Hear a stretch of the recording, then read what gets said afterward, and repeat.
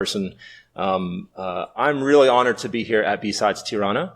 I've been to many conferences around the world, but this is my first time as a keynote speaker, and so I'm really honored for the opportunity to share something a little different than what I normally do in these conferences. So the presentation title is Securing Your Identity, Secure in Your Identity. And we'll explain what that means. Normally these presentations start with an introduction like, who am I? Why should you maybe listen to me? Why should you not listen to me? And when you say, who are you? There's many ways you can answer that question. Usually in society, we answer with, my name is, unjuhem. Or maybe, where am I from? You can hear it in my accent, right? Maybe it's my job title. Does that communicate what I know in a way that maybe you would listen? Or maybe, which university did I go to?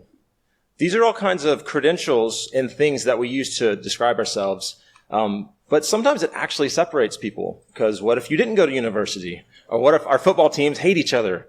Are we actually separating ourselves more than coming together? So I'm going to do this presentation a little different. I'm going to save the who am I for the end of the presentation. Although I will start just with at least the name, so there's at least a little something there. My name is Daniel Bohannon, and throughout this talk, you'll learn a little more about me, and I hope that we'll all learn about ourselves and our community in the process. So, I'm going to be talking about what does it mean to secure your identity, and I'm going to use the context of cloud security, because that's been, for the last 2 years for me, this whole new world that I've been learning and researching and studying. And so I want to share some of the findings of how identity works in cloud environments. And then we're going to move on to what does it mean to be secure in your own identity? And we're going to take those concepts from cloud and see what we can learn about our own identity and ultimately how that affects who we are, what we do, and really everything in life. And once we cover all those topics, I'll finally end with the who am I, not in context of my title or my vocation, but of my identity. So in the world of security, identity is important. You can't secure what you don't know. So if you're doing an investigation, if you're hardening an environment, you're looking at activity, but really you need to know the identity. What's the who behind the what? And technically speaking, there are many ways we try to do this. Sometimes the identity is a username. Sometimes it's a little different. Maybe an IP address, a fully qualified domain name, a file name, etc. But you know what? Attackers are really good at kind of adding a layer of abstraction so you actually don't know the real file name. Or you don't know the real username. Maybe it's compromised credentials. Or an IP address is hidden behind a Tor network and you can't actually see the home IP address of the user. So as a good security person, we have to understand all of the depths to actually get to the truth. When it comes to identity in cloud, or identity in any aspect, we have this acronym IAM, Identity and Access Management. And if anyone here has had any kind of security interview, you've probably been asked a question like, can you explain the difference between authentication and authorization? So at the fundamental level, you look at the base words here, authentication has the word authentic in it. It's saying, you're saying that your name is Daniel, but are you really Daniel? So I can walk into a university here and say, my name is Daniel, here's my driver's license, here's my passport, and I can authenticate myself. It's really me. But I might not have any authorization to do anything in that place. Yes, you're Daniel, but you don't have any reason to be here, or you don't have any access to do something else. So what are you authorized to do? So with this as the initial stage, let's look at how authentication and authorization play out in a cloud environment. And I'm going to use AWS as an example here so we have some real terms to use. So let's say we have a user. Her name, let's call her Dua. What can she do in a cloud environment? Well, in AWS, we have these concepts called policies. And so policies are these JSON files that say here are the permissions, here are the actions or privileges that this user can use. And those policies can be already predefined by AWS. We can write our own policies. But ultimately, you have to somehow attach the permissions from those policies to the identity or to the user. So for Dua, we can actually give her what's called an inline policy. That's one way of doing it, where we take a copy of a policy and assign it directly to her user. Next, what we can do is we can use what are called groups. So groups are a collection of individuals who are members of that group, and each group can then be assigned policies. And it can reference a managed policy. It can reference multiple managed policies. You can call these groups anything you want, whatever helps you remember what kind of permissions you are giving the group. And similar to the user, you could also assign an inline policy to the group. So that copy of the policy is now part of that group and rides around with it wherever you go. Now, a user has to be added to the group. So once Dua is added to these two groups, she is now inheriting all of the access that was granted to these different groups, in addition to the access she already has to herself. So access management is getting a little more complicated because there's many steps and layers to evaluate what can she actually do. Next, we have a concept in AWS called roles. Now, roles initially I kind of thought sounded like another kind of group, but AWS actually defines a role as its own identity, just like Dua as a user. And here's why. A role also is going to reference different managed policies directly. It could even have an inline policy as well, so we can have a copy. But what's interesting to note here, if you look at, there's some small red numbers here that are showing the number of unique permissions that that the user has, each group has, each role has, each policy has.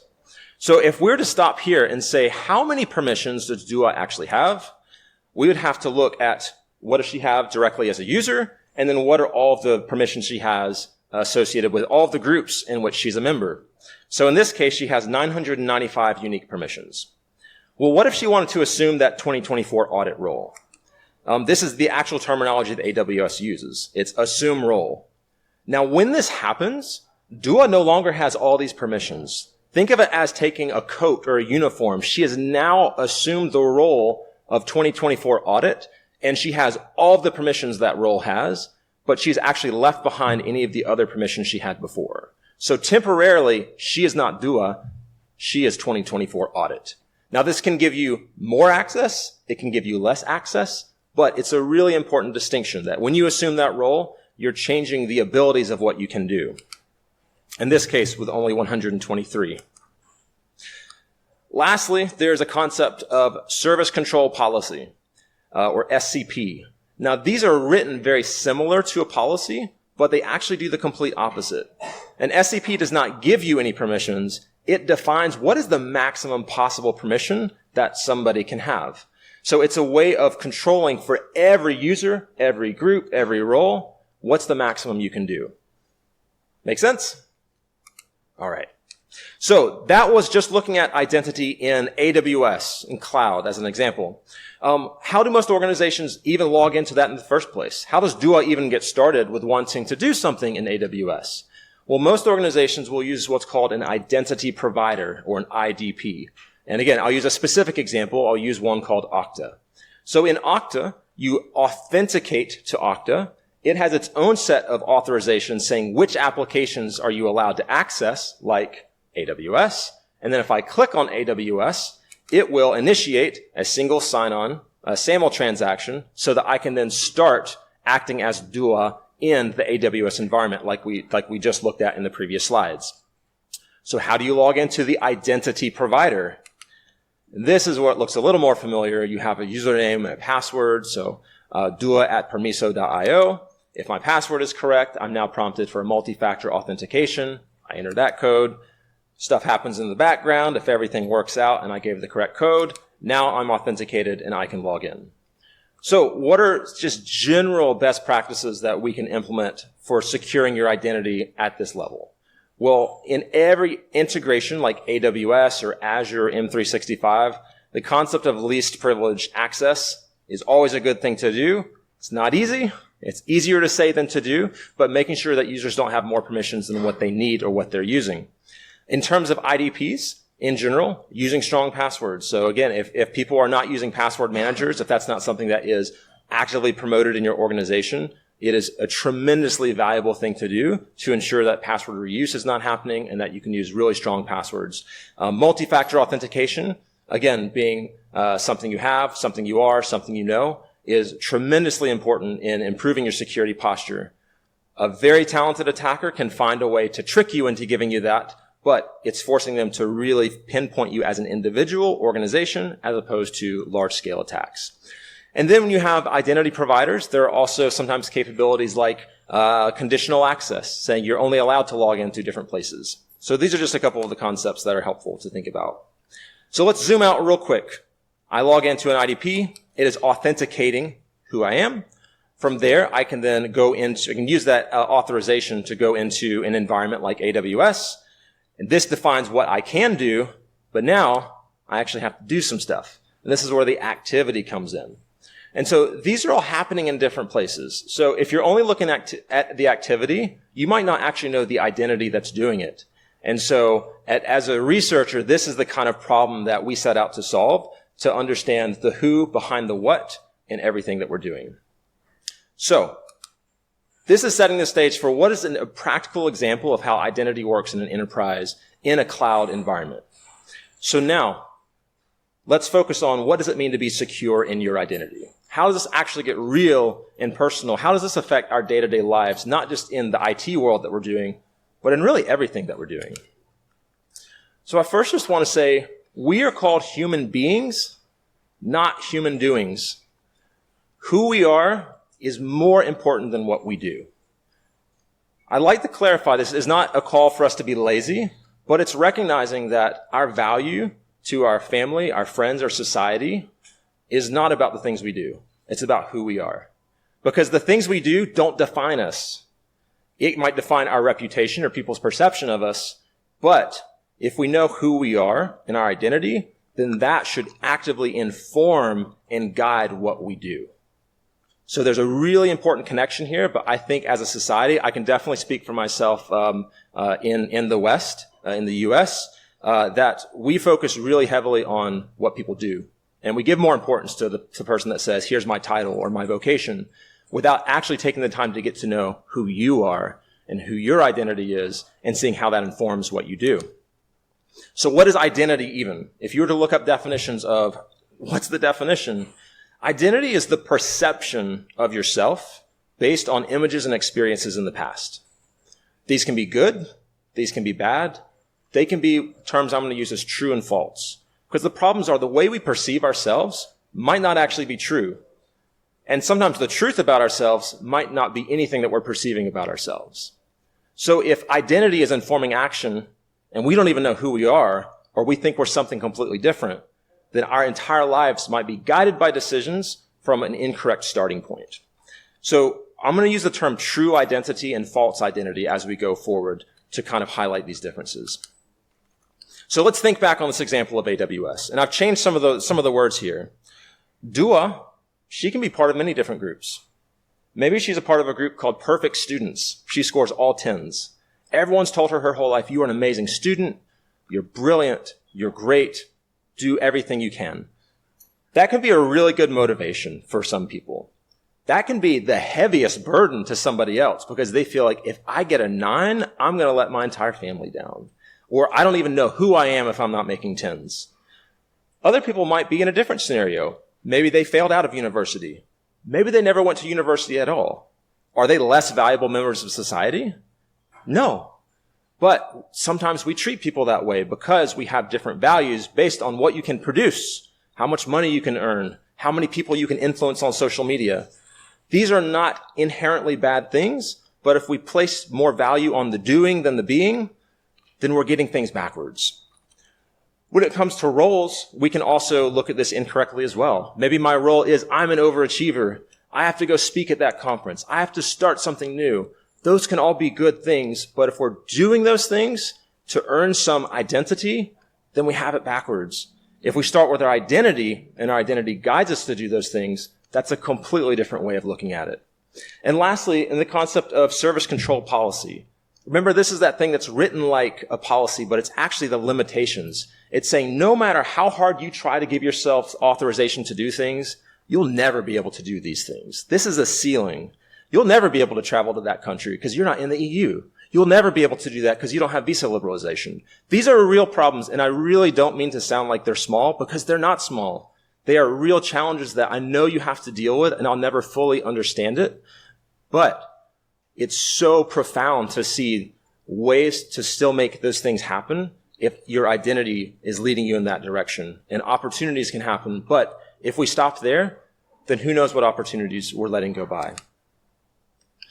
So before we really look internally more at what true and false identity looks like, if you look at psychology, even if you look at economics, there are actually two worldviews, two ways that you can see the world.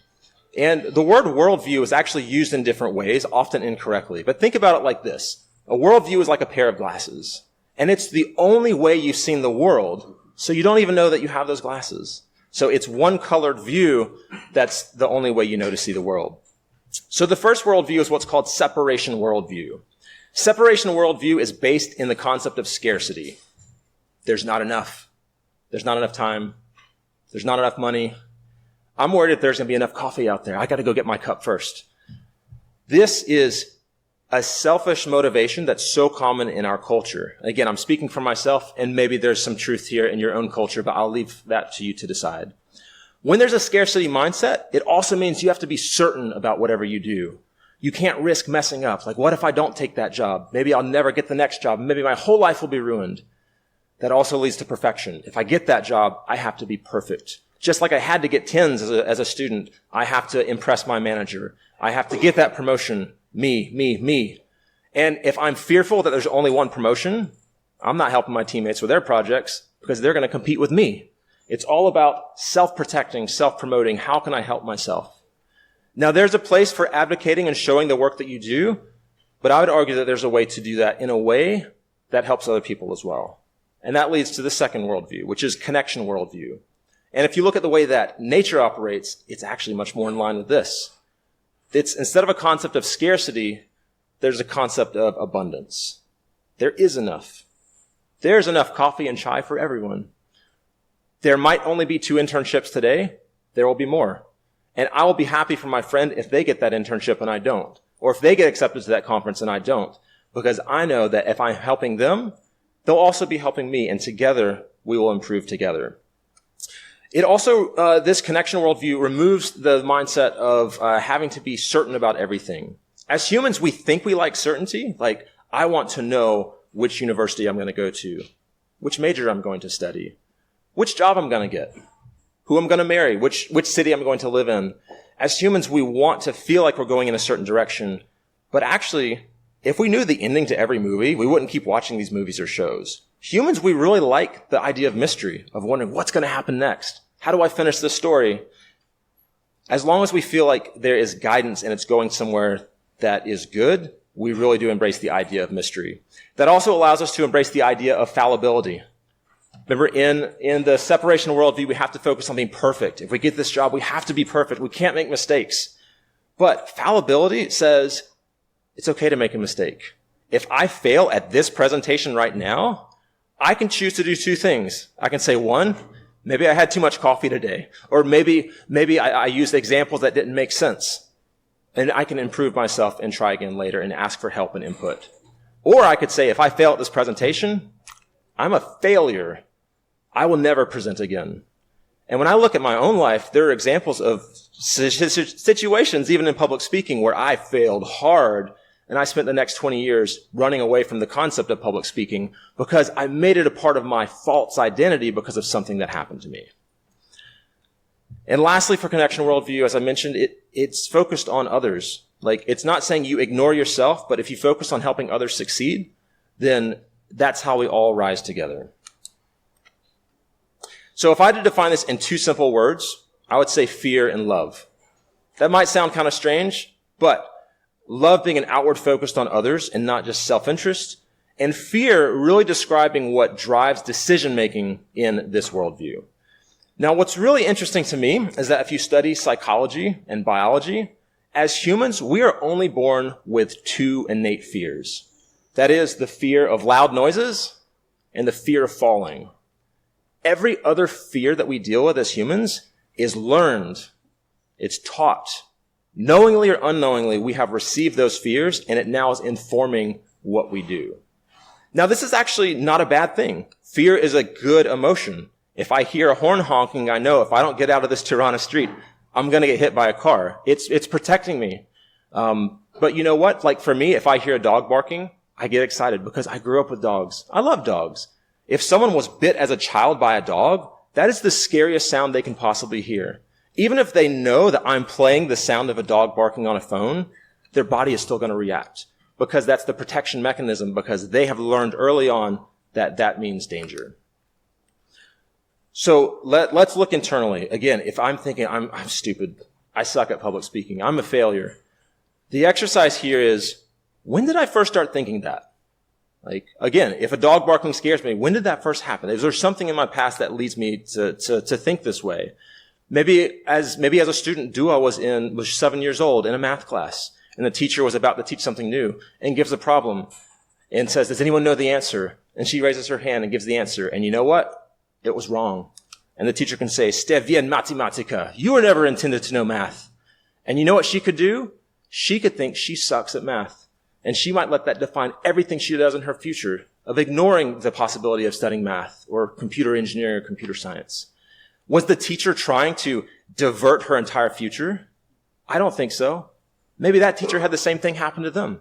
Maybe they had pressure on them from their parents that we could never even imagine. We all carry our own pain and trauma, and we all have a shared history in many ways. So how can we help break some of those cycles for ourselves, for the next generation, and show them that, no, you don't suck at math. Don't walk away thinking, I'm a failure, I'm a disappointment, I'm not smart. And we have to ask ourselves, if those things are true, if we can look back and see in life that was not true, then we can ask ourselves, what was true in that situation? Dua was brave. No other students raised their hand. The teacher hadn't even taught the math lesson yet. And she had an idea. She tried it. It was wrong, but she didn't say, I'm a failure. If the teacher had not done that to her, she would have learned how to be correct in that math problem. But she was brave. She was a pioneer. What if those were the takeaways from that moment in life, and she carried that identity, that true identity with her? What things would she be doing in the world? Singing. What else could she be doing? Yeah. Making art. Making art with a paintbrush. Making art with music. Making art with code. What's there that has been killed because of something that happened early on in life? And as a society, we're so driven with social media and with busyness that how often do we actually stop to ask ourselves, what are the negative emotions I deal with on a daily basis? Disappointment, failure. When did I first start learning that? Is there something in my life that I started believing when I was a kid or when I was a student that is dictating my decisions? And if so, how can I change that? I would argue that the doors in life that we don't go through are those that are labeled with these fears. Again, for me, that door is public speaking. I wouldn't open that door. Literally chose my university major on the fact that public speaking was not a required course. And for years, I didn't go through that door because as a kid once, I tried it twice actually, and it was not good. My voice cracked. I literally couldn't even pronounce my name. The most embarrassing thing I could imagine. But you know what? 10 years ago, I went through this process, and here's where I'd say, again, we all come from different places, but we all do have some things in common. And so this whole talk is about identity. So I've tried to be really open and really vulnerable. And so in this slide, I'm going to share just a little bit more. And I would say that for me and my identity, as a spiritual person, I think identity doesn't have to be separate from our deep core beliefs. So for me, I believe in God, and I believe God created people to be creative. That's how I view my role as a researcher, as someone that writes code, as someone that manages people. And so if you're here, whether you call it God or love or anything like that, I just want you to pause for a second and think, if I'm created, then what are the things I'm believing wrong? Would God call me a failure or a disappointment? And if not, I want to reject that and say, this is not true. I recognize now this is not true. What do you say about me? What's my identity? If Dua's identity is brave pioneer, what's my identity? And when we start to hear the truth of who we are, it allows us to open that door. And chances are, what's on the other side of that door is the greatest thing you could possibly be doing, but you could have so easily spent your whole life never opening that door because of the fears that prevented you from opening it. So you have to reject the false in order to receive the true. So, who am I? You know my name. My name is Daniel. You know a little more about my vocation. I'm a researcher. I work at a company called Permiso. And my identity, when I've gone through this exercise, the name that I'm called is developer. Now, this is not just an IT developer. The word is so much bigger than that and deeper than that, and it's what has driven me to learn what is my identity. How do I nurture this identity in all the things that I do? Think about a developer in a city. They see a piece of land. Maybe it's empty. Maybe there's crime there. Maybe it's the worst place. No one goes to that part of town. A good developer can use that identity and say, I can see the opportunity for a building or for a park or for a school or something good for the community. And they can see something that's not there and help other people to see it as well. The developer doesn't build it. Builders build it. The developer doesn't even design it. The developer sees it and encourages others to see it and instills that faith and confidence to help them do something the developer could never do. But they all play a role. Someone who knows their identity as a developer can also do terrible things. They can launder money with that. They can do things that are beneficial for them and not good for the community. And so whether people are doing really good things or really bad things in the world, they probably know their identity and are walking in it, but you still have to make sure that you're choosing it in a way that is helping others, to be that others focused. And so to end this presentation, when I heard this, and I heard and received this identity as developer, it was hard for me to really accept because it's not something I would call myself. It's really easy for me to call myself a failure or not good at public speaking, or stupid, or not good enough, or not pretty enough, or maybe not born in the right place, or only able to speak one language as an American, right? Like I tell myself these things like, oh yeah, we suck at languages. But you know what? Maybe I'm really good at languages, and maybe I should stop telling myself I suck at it. And maybe I should stop these things that aren't true, but that I'm just saying out of rote memory.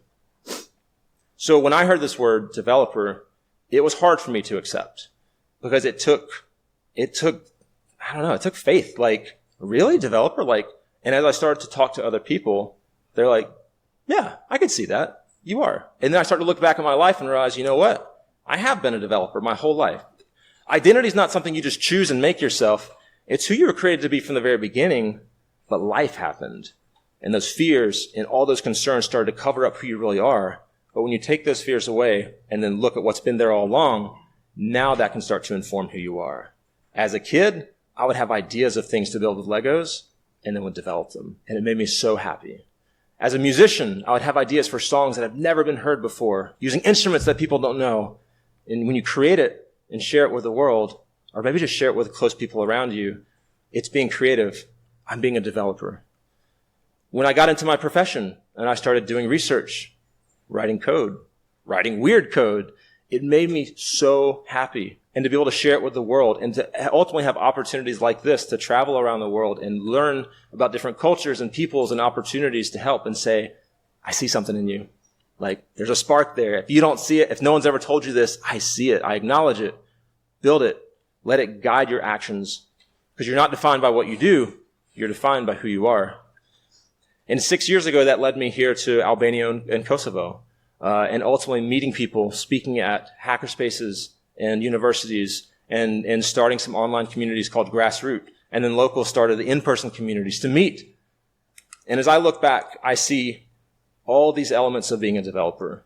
With looking at B-Sides Tirana, B-Sides Pristina, these conferences the world knows about, and people are learning who Albanians are through these venues and through the skills that you've had all along. Being able to present at workshops. As an American, being able to present at a workshop that my own embassy helped fund was one of the most profound honors of my life. And some of those people are my colleagues now. Moving into a role professionally at a company that values people and that values giving opportunities and giving the ability for people to go further than they thought maybe they could. And starting with a team of 3 interns, then 4 interns, and then some full-time people, and then more full-time people. And at this point, being able to come here this week and spend time for the first time with the entire team of people from Albania and Kosovo has been my tremendous honor. And to my team, we have a lot of fun together. It's not all serious. But I just want to say thank you for the journey we've been on together. And what's really cool is to see that when you work hard together, you can go places you never thought you could go. with being able to speak on some of the biggest stages in the world at conferences that everyone knows about, but where the conference doesn't even know. Where's Kosovo? Where's Albania? Let's add that country to your drop-down list so we can authentically say who we are, where we came from, and what we're doing, and the world will take notice of the talent that's here. And lastly, when I see my team doing those things with me, and then going and doing it on their own, doing it with others, inviting them into something that another person thought they could never do, but now you have the confidence to know it's possible and to know a way to do it. And so I would say to my team that's in the room here, I'm so impressed and excited about what you've done, but I'm most proud of who you are, because that's way more important than anything you'll ever do. Even though I celebrate your success, I celebrate your failings, because ultimately that is you learning how to improve and to continue on. And I'm so excited about where we're going to be 1 year from now and seeing all the accomplishments that you've done individually, as a team, and the ways that you're giving back to your community. So the very last slide, I just want to remind everyone here, who you are is so much more important than what you do. Your actions are important, but they should be informed and guided by who you are. So when you fail, you're not a failure. You just learned one way that didn't work. Exchanging the false identity for the true is the only way to really understand who you are in a way that allows you to be your authentic self. Fear versus love. Is there actually enough? Do we really believe that? A lot of days I don't believe that. And it's important for me to say, I don't believe there's enough. I intellectually know it's true, but my feeling is that there's not enough. But if we're kind to others and help others, there is enough. And lastly, knowing and walking in your true identity, opening that door that you never thought you'd go through, it is your greatest gift to the world. First to your family, your friends, your village, your city, your country, your people, everybody. I really appreciate this opportunity. I want to just put in with my contact information here, but I will be around all day today, and I really would love to say hello to anyone that's interested in talking or teaching me a few more Albanian words. But Shumë faleminderit, Rio, Paulina, thank you so much. Thank you.